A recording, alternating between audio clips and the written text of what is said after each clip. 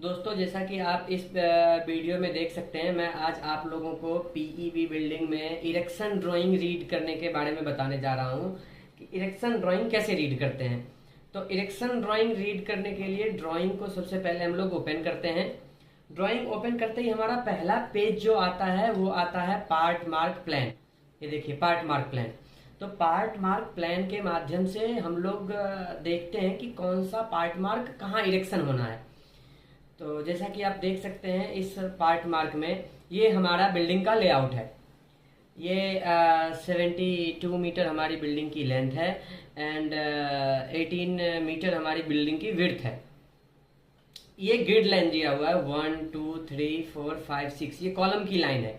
यहाँ पे कॉलम आना है, यहाँ पे कॉलम आना है, यहाँ पे कॉलम आना है, हर जगह कॉलम का लोकेशन दिया हुआ है। एंड कॉलम के फर्स्ट कॉलम के सेंटर से दूसरे कॉलम का सेंटर का डिस्टेंस भी दिया हुआ है, इतने डिस्टेंस पे दूसरा कॉलम आएगा। एंड ये पार्ट मार्क लिखा हुआ है C1 C2 C3 कॉलम का पार्ट मार्क है, जो कि आपको कॉलम के बेस प्लेट पे दिख जाएगा कौन सा पार्ट मार्क का कॉलम है। आप अनदर इस साइड एंड वॉल साइड में देख सकते हैं grid line number A, grid line number B, grid line number A जैसा कि आप देख सकते हैं, again grid line number B, grid line number C, grid line number D. अब मैं बात करता हूं गेट लाइन नंबर 1 और गेट लाइन नंबर 2 के बीच में। जैसे कोई भी फाउंडेशन है, जैसे जस्ट सपोज कि ये हमारा फाउंडेशन है, तो हम कैसे समझेंगे कि इस फाउंडेशन का लोकेशन क्या है। तो ये ग्रिड लाइन है डी और ये हमारा नंबर है 1 2 3 4, ये 4। तो ये जो हमारा कॉलम का फाउंडेशन नंबर है ये हमारा D4 है। डी इट मीन्स की ये वाली पूरी line D, C it means की ये पूरी line C, B it means की ये पूरी line B, A it means की ये पूरी लाइन ए। तो इस ए वाली लाइन पे ये फर्स्ट कॉलम है वो A1 होगा, सेकंड कॉलम A2 होगा, थर्ड कॉलम A3 होगा, फोर्थ कॉलम A4 होगा, फिफ्थ कॉलम A5 होगा। और फिफ्थ कॉलम जो फाउंडेशन है वहां पे जो कॉलम हमारा पीबी का आने वाला है उसका पार्ट मार्क है C4, जैसा कि आप देख सकते हैं इस ड्राइंग में। तो सबसे पहले हम लोग प्लान व्यू समझते हैं। प्लान व्यू समझने के लिए हम लोग पार्ट मार्क समझते हैं। पार्ट मार्क का मेन पॉइंट है कि जो पार्ट मार्क है वो कॉलम के बेस प्लेट में लिखा होता है और उस पार्ट मार्क के अकॉर्डिंग हम लोग as per plan view location वहां शिफ्ट करते हैं, वो वहीं पे इरेक्शन होना है। तो आप देख सकते हैं पार्ट मार्क में अब कोई कंफ्यूजन मेरे हिसाब से नहीं होना चाहिए। अगर कोई भी कंफ्यूजन है तो आप मुझे कमेंट में पूछ सकते हैं। इस पे हमारा जो डिटेल दिया हुआ है वो पर्लिन का डिटेल दिया हुआ है। रूफ में हम लोग कौन सी पर्लिन लगाते हैं, तो ये जो फर्स्ट बे है ये grid line number 1 and grid line number 2, 1 and 2 के बीच में हम लोग इसको फर्स्ट बे बोलते हैं। इसके बीच में जो पर्लिन लगने वाला है वो P1 पार्ट मार्क है।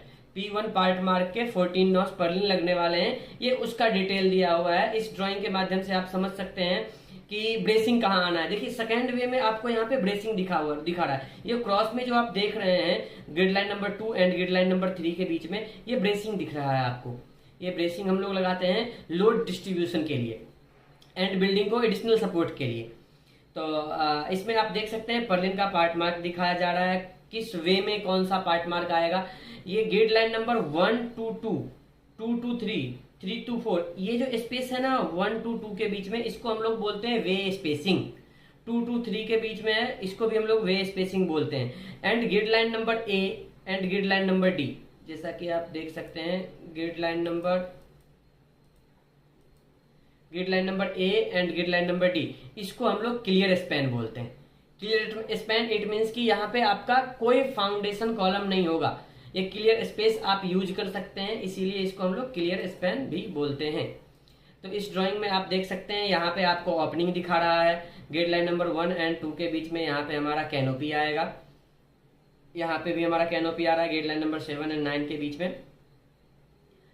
अगला ये आप देख सकते हैं रूफ कैनोपी क्लिप। रूफ में जो पर्लिन को सपोर्ट के लिए जो क्लिप लगाते हैं उसका डिटेल दिया हुआ है CP1। उसके बाद हम लोग आते हैं नेक्स्ट पेज पे। नेक्स्ट पेज में हमारा क्रॉस सेक्शन दिया हुआ है। ये देखिए यहाँ पे लिखा हुआ है आपको and wall cross section grid line number 1। Grid line number 1 जो है उसका क्रॉस सेक्शन हमको कैसा दिखेगा वो आप इस ड्राइंग के माध्यम से समझ सकते हैं। यहाँ पे साइड वॉल कॉलम आ गया ग्रिड लाइन नंबर डी पे, ग्रिड लाइन नंबर ए पे अगेन साइड वॉल कॉलम आ गया। ये आपका कैनोपी का प्रोजेक्शन दिखाया जा रहा है इधर। ये आपका एंड वॉल कॉलम दिखाया जा रहा है पर्लिन सपोर्ट के लिए। क्लैडिंग करने के लिए हम लोग एंड वॉल कॉलम यूज करते हैं। अगेन बीच में ये आपको पर्लिन दिख रहा है P13 ये पर्लिन का पार्ट मार्क है। इसके अकॉर्डिंग हम लोग ये पर्लिन का पार्ट मार्क आप देख रहे हैं P13 इसमें आप जैसा कि देख रहे हैं P9 ये जैसा कि आप देख रहे हैं P11 तो ये पर्लिन का पार्ट मार्क है। आप देख सकते हैं सेम वे है, सेम स्पेसिंग है। यहाँ पे P9 है और इसके ऊपर में P10 है। क्यों P10 है? क्योंकि यहाँ पे आप देख रहे हैं ये सैग रॉड है। ये जो आप देख रहे हैं ये सैग रॉड दिख रहा है आपको, ये सैग रॉड दिख रहा है आपको, ये अगेन सैग रॉड दिख रहा है आपको। तो आप देख सकते हैं कि इस दो लाइन में आपको सेम लोकेशन में सैग रॉड है, बट ये ऊपर वाली जो लाइन है इसमें सैग रॉड का लोकेशन शिफ्ट है। तो सैग रॉड फिक्स करने के लिए पर्लिन में एडिशनल होल दिया गया। यहाँ पे एडिशनल होल दिया गया और यहाँ पे भी एडिशनल होल दिया गया। इसके लिए ये जो नीचे की दो पर्लिन है इसका पार्ट मार्क सेम है और ये जो ऊपर की पर्लिन है इसका पार्ट मार्क अलग है। तो पार्ट मार्क अलग किसी भी चीज का होने से सिंपल सेंस ये है कि उसके फैब्रिकेशन ड्राइंग में कुछ ना कुछ चेंजिंग है। अगर P9 यहाँ पे यूज हो रहा है, अगर यहाँ पे P10 हो रहा है, तो सिंपल आप ये समझिए कि P9 की जो फैब्रिकेशन ड्राइंग है वो अलग होगी। मतलब P9 में कुछ P10 में कुछ ना कुछ एडिशनल चेंजिंग जरूर होगा। सेम आप इस वे में भी देख सकते हैं P13 कंटिन्यू यूज हो रहा है, लेकिन आप देख सकते हैं ऊपर में P14 यूज हो रहा है। इसमें आप देख सकते हैं कॉलम के जस्ट साइड में आप देख सकते हैं कि यहाँ पे लिखा हुआ है FB10 ये फ्लैंज ब्रेस का पार्ट मार्क। ये FB10 आप देख सकते हैं ये फ्लैंज ब्रेस का पार्ट मार्क है। ये कॉलम को फिक्स करने के लिए हम लोग यूज करते हैं, जो जिसका एक एंड कॉलम में कनेक्ट होता है एंड दूसरा एंड पर्लिन में कनेक्ट होता है, जो कि कॉलम और पर्लिन को कनेक्ट करके रखता है। अगेन हम आते हैं, आप देख सकते हैं यहाँ पे CL3 लिखा हुआ है। ये देखिए आप CL3 लिखा हुआ है। अगेन यहाँ पे देखिए CL4 लिखा हुआ है। तो ये CL3 और ये CL4 जो है वो क्लिट का पार्ट मार्क है। जो पर्लिन को लगाने के लिए क्लिट हम लोग यूज करते हैं उसका पार्ट मार्क है। तो CL3 की लंबाई जो है वो CL4 से ज्यादा है, इसीलिए दोनों का पार्ट मार्क अलग है। इस दोनों की लेंथ आपको जाननी हो तो आप इसका एक अलग से मिसलेनियस ड्राइंग आता है जिसमें हर छोटे छोटे पार्ट की ड्राइंग होती है और उसका लेंथ होता है। जैसा कि आप देख सकते हैं यहाँ पे SR6 लिखा हुआ है, यहाँ पे SR7 लिखा हुआ है। अब SR6 मतलब सैग रॉड का 6 पार्ट मार्क, इसका जो लेंथ है वो आप BOQ में देख सकते हैं, ड्राइंग में देख सकते हैं, दूसरे ड्राइंग में देख सकते हैं। यहाँ पे SR7 है, उसकी भी लेंथ आप दूसरे ड्राइंग में देख सकते हैं। अगेन यहाँ पे ये सिर्फ पार्ट मार्क ड्राइंग है, आप यहाँ पे सिर्फ पार्ट मार्क देख सकते हैं। आपको अगर डिटेल ड्राइंग देखनी है तो आप उसका डिटेल ड्राइंग भी देख सकते हैं। आप देख सकते हैं यहाँ पे CL3 लिखा हुआ है, ये देखिए CL4 लिखा हुआ है। तो इस दोनों का ड्राइंग में आपको एग्जैक्ट लेंथ मिल जाएगा। अगेन हम लोग आगे बढ़ते हैं। ग्रिड लाइन नंबर 1 आपका कंप्लीट हो गया। अगेन अब आते हैं grid line number 2 to 10। Grid line number 2 to 10 it means कि आप ये समझिए ग्रिड लाइन नंबर 2 to 10 मतलब 9 नंबर जो ग्रिड हैं वो सिमिलर दिखते हैं, मतलब एक ही जैसा दिख रहे हैं, क्योंकि इसमें साइड एंड वॉल क्लोजिंग नहीं है, ये ओपन है, क्लियर टू स्पेस है, ये पूरा क्लियर स्पेस है, ये पूरा क्लियर स्पेस है। इसीलिए ये सारा का सारा सेम है, इसीलिए एक ही बारी में दिखा दिया गया है। यहाँ पे main frame cross section 2 to 10 2 and 10 तो 2 और 10 नंबर ग्रिड का ये दिखाया गया है। तो आप इसमें देख सकते हैं, यहाँ पे आप देख सकते हैं, मैं आपको जूम करके दिखाऊं, ये कॉलम है, ये कॉलम है, ये कॉलम है हमारा, हाँ ये कॉलम है हमारा, और ये हमारा यहाँ से यहाँ आप देख सकते हैं ये राफ्टर है। तो ये कॉलम और राफ्टर ये आपको ज्वाइंट दिख रहा होगा। तो ये ज्वाइंट का डिटेल दिखाया गया है यहाँ पे कि ज्वाइंट में हम लोग कितने का नट बोल्ट यूज कर रहे हैं। ये देखिए आप 12 M24/19 ये दिखाया गया है। 12 इट मीन्स की 12 नॉज, 12 क्वांटिटी, और M20 मतलब 24 डाया, एंड 90 इट मीन्स की 90 mm लेंथ, 90 mm लेंथ। तो 24 डाया और 90 mm लेंथ का 12 बोल्ट नट इसमें यूज करते हैं हम लोग फिटिंग के लिए। अगेन आप देख सकते हैं टॉप जॉइंट का भी आप देख सकते हैं।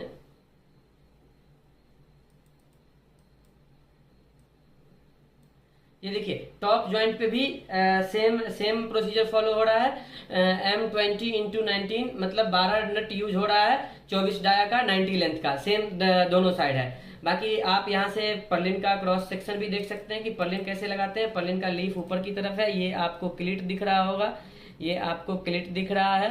और यहाँ पे पर्लिन है, ये आपको जो थोड़ा सा लाइट सा दिख रहा है, ये FBC का क्लिट दिख रहा होगा आपको।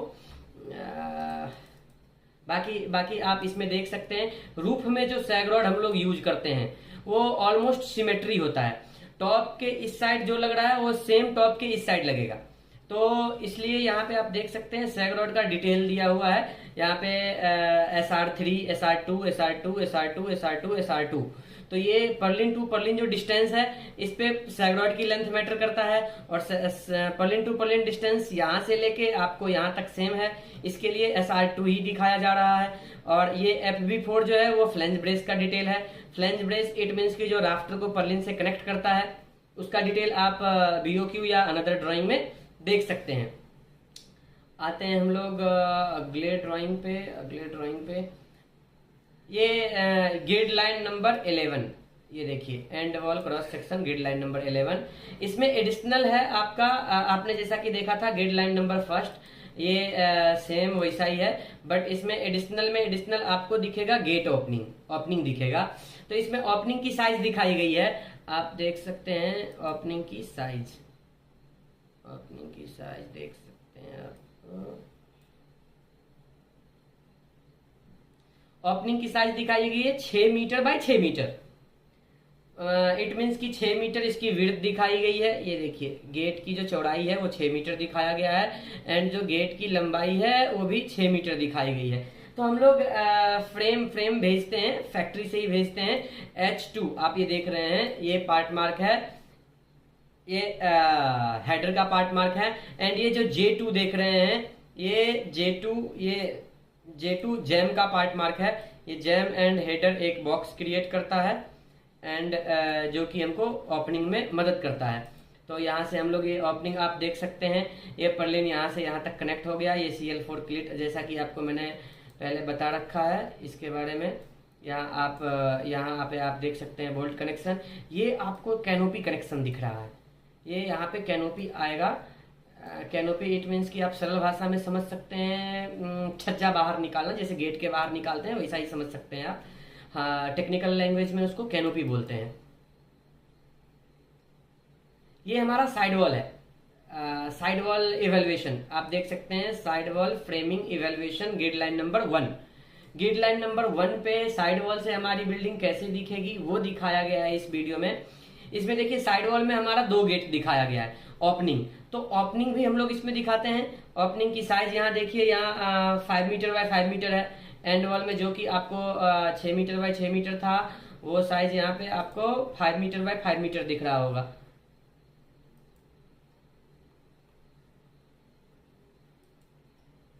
Five metre by 5 metre, 5 metre by 5 metre. And H1 again header and J1 jamb again. ये आपको ब्रेसिंग दिख रहा है, B2 ब्रेसिंग दिख रहा है। ये TB1 टाई बीम दिख रहा है जो कि कॉलम टू कॉलम कनेक्ट करता है, स्ट्रेंथिंग के लिए हम लोग लगाते हैं। ये साइड वॉल इवेल्युएशन देख सकते हैं। इसमें आपको साइड वॉल में जो पर्लिन यूज हो रहा है एंड क्लिट यूज हो रहा है वो दिखाया गया है। फर्स्ट कॉलम में हम लोग जो क्लिट यूज कर रहे हैं वो CL2 है, और CL2 कॉलम पे जो आप देख रहे हैं वो क्लिट है, और जो कॉलम के बीच में दिखाया गया है CL5, ये सैग रॉड के लिए क्लिट दिखाया गया है। ये आप जो लाइन देख रहे हैं ये सैग रॉड की लाइन है, ये सैग रॉड की लाइन है। इसको सैग रॉड को लगाने के लिए क्लिट का एक यूज करते हैं जिसका पार्ट मार्क CL5 है, जिसका लेंथ आप लोग दूसरे ड्राइंग में अदरवाइज BOQ में देख सकते हैं। इस सेकेंड वे में आप देखिए, यहाँ दिखेगा आपको P2 3 नॉस। इट मीन्स की पर्लिन का पार्ट मार्क P2 है, उसकी 3 क्वांटिटी, इट मीन्स की 1, 2 एंड 3 क्वांटिटी, और ये रूफ की पर्लिन है। तो ये जो सैग रॉड है रूफ की पर्लिन से पहले पर्लिन में अटैच है, तो यहाँ P2 पार्ट मार्क की 3 पर्लिन लग रही है, जैसा कि आप देख सकते हैं। वैसे ही आप सिंपल देख सकते हैं, हर वे का आपको दिख रहा होगा P2 P2 P2 and last way का आपको चेंजिंग दिखेगा। लास्ट वे में आपको चेंजिंग देखने को मिलेगा। देखिए यहाँ पे P1 हो गया, P1 की 3 नॉट्स। तो ऐसे ही हम लोग साइड वॉल रीड करते हैं कि साइड में हम लोग कैसे पर्लिन फिट करें। तो आप जैसा कि देख सकते हैं, सेम बोथ साइड, दोनों साइड सेम रहता है। बाकी ड्राइंग के अकॉर्डिंग हम लोग चलते हैं। किसी साइड गेट रहता है तो गेट के अकॉर्डिंग हम लोग पर्लिन फिटिंग करते हैं। आगे आते हैं हम लोग,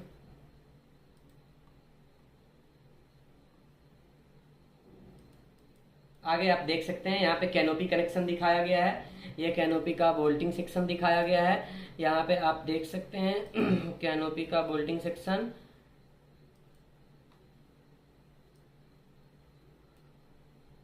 देखिए 8M20/17, इट मीन्स की 8 क्वांटिटी, M20 इट मीन्स की 20 डाया एंड 70 इट मीन्स की 70 mm लेंथ। उसका नट यूज हो रहा है इसके कनेक्शन के लिए। उसके बाद हम लोग पर्लिन लगाते हैं। यहाँ पे हम लोग कर्व सीट लगाते हैं। इसके लिए यहाँ पे जेड पर्लिन का डायरेक्शन लीफ नीचे की तरफ रखते हैं। तो आप इसमें समझ सकते हैं कैनोपी फिटिंग कैसे करते हैं। ये कैनोपी रूफ का सैगरॉड का डिटेल दिया हुआ है, SR10 CP1 canopy Perlin, CP1 canopy Perlin 1, CP1 canopy Perlin 1। ये पार्ट मार्क दिया हुआ है कैनोपी पर्लिन का, आप देख सकते हैं। ये कैनोपी का ही डिटेल है। Canopy roof framing plan guideline number 1। आप तीनों कैनोपी का डिटेल देख सकते हैं। तो इरेक्शन ड्राइंग में आज के लिए इतना ही। बाकी अगला वीडियो में आपको सिटिंग ड्राइंग के ऊपर बनाऊंगा। जो भी क्वेरीज होगा आप कमेंट में हमसे पूछ सकते हैं। Thank you so much.